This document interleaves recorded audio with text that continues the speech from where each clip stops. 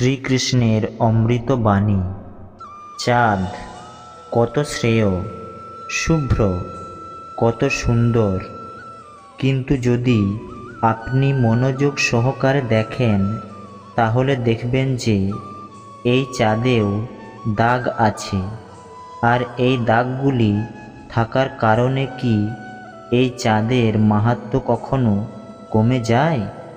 কখনো নয়। এর কারণ হলো চাঁদের নিজের চেষ্টা।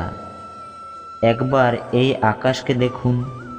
এই অন্ধকার সব সময় চেষ্টা করে এই চাঁদকে ঢেকে দেওয়ার, কিন্তু এই চাঁদ সব সময় এই অন্ধকারের সাথে লড়াই করতে থাকে।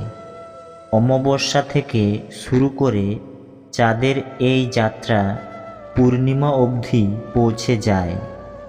আর তাই এই চাঁদের পুজো করা হয়। এই কারণেই এই চাঁদকে মাহাত্ম্য দেওয়া হয়।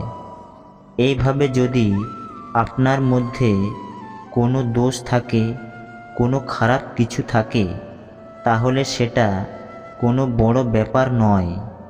চেষ্টা করুন সেটাকে শুধরে নেবার, কিন্তু সেই কারণে নিজেকে খারাপ মনে করা এটা অনুচিত।